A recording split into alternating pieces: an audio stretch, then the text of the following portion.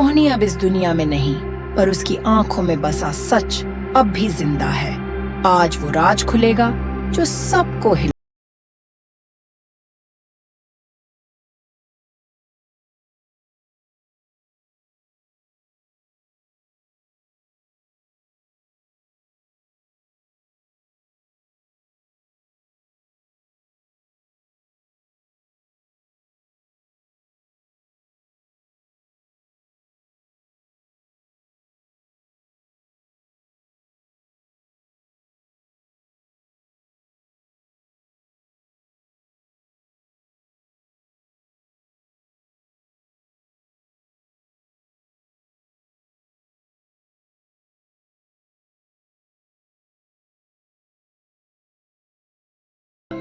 ठाकुर ने कहा, अगर तू मेरी बात मान ली ना तो मैं तुझे ऐसे आराम की जिंदगी दूंगा।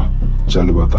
लेकिन सोहानी को उसकी नीयत पता थी। उसने गुस्से में जवाब दिया, मैं तुम्हारा गुलाम नहीं हूँ, मैं किसी की जागीर नहीं हूँ, मुझे छोड़ दो।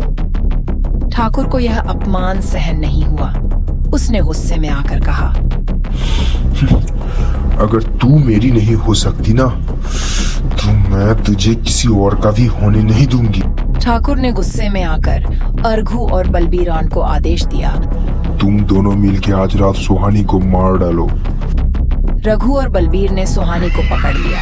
वह चिल्लाती रही, गांव वालों से मदद मांगती रही, लेकिन ठाकुर का डर इतना था कि कोई उसकी मदद करने की हिम्मत नहीं जुटा सका।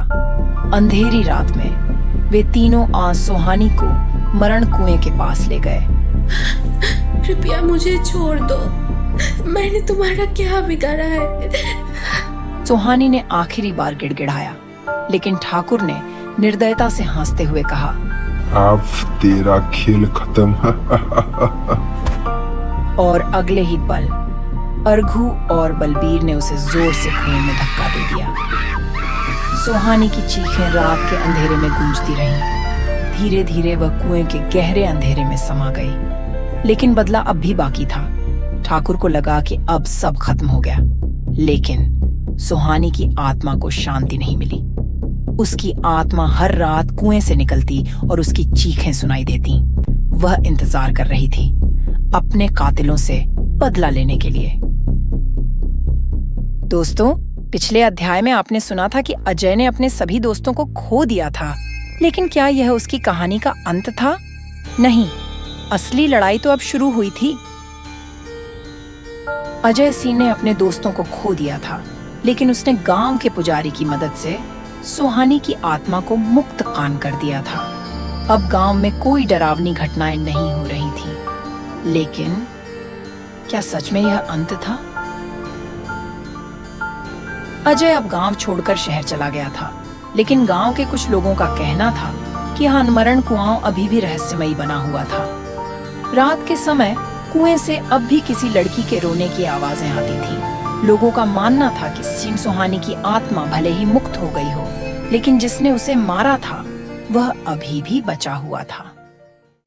गांव में एक नया मुखिया आया था जिसका नाम विक्रम ठाकुरान था।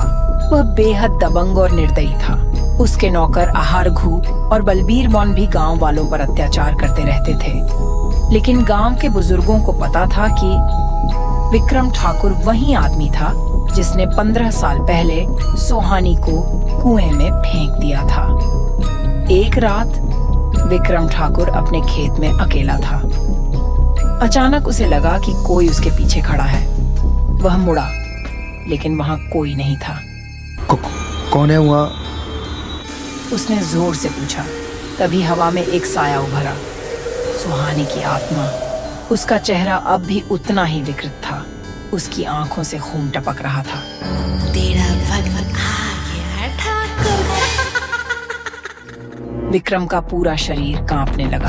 वह भागने की कोशिश करने लगा, लेकिन उसकी टांगें जमीन में जमी हुई थीं।